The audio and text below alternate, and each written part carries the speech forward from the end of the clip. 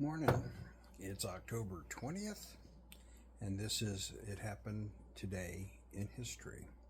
If you like these, please push the like button, follow button, make a comment, help a guy out. Let's get going. Yes, Tony's here. He's right there. Okay. In 1947, Congress investigates communists in Hollywood. Yeah.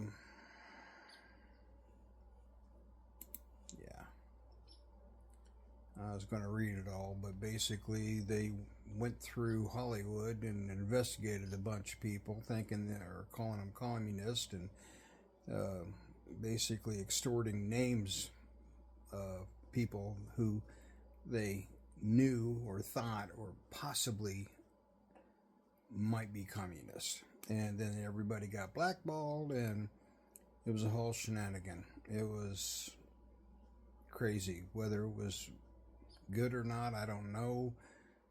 I think it was a black spot on our history, but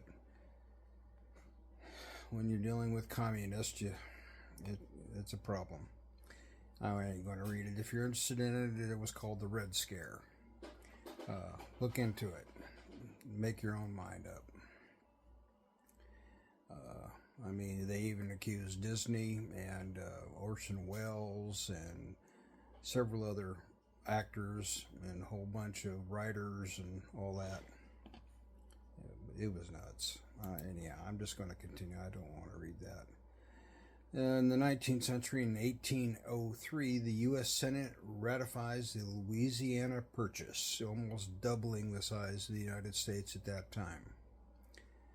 In African history, in 2011, Libyan director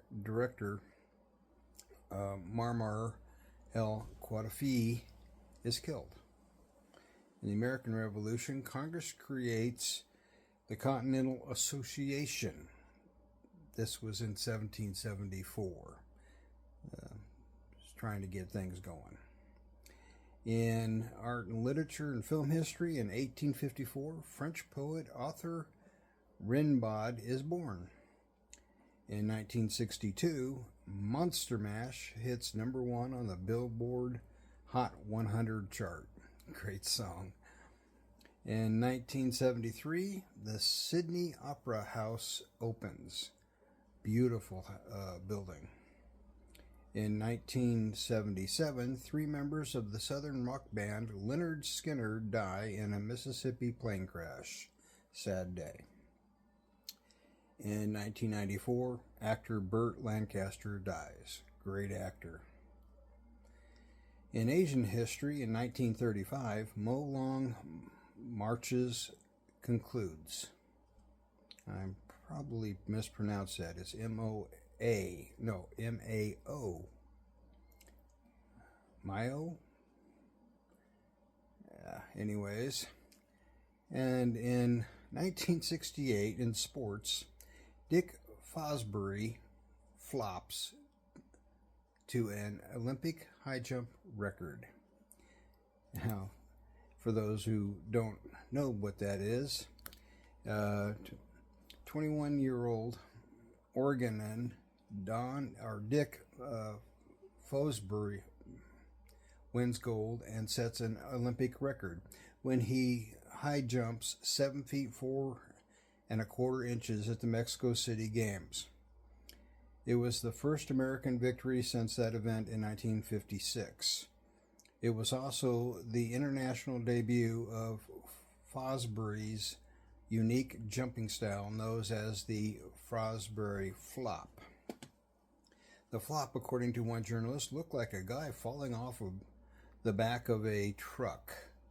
Instead of a traditional scissors and straddle style forward kick over the bar, it featured a mid-air rotation so that the jumper landed back of the head first on the mat. He described it this way: I take off on my right or outside foot rather than my left foot. Then I turn my back to the bar, arching my back over the bar, and then kick my legs out to clear the bar. It looked odd, but it worked better than any other technique. I think everybody does that now. Let's see. Continue on in U.S. government and politics. In 1973, Watergate special prosecutor dismissed in so-called Saturday Night Massacre.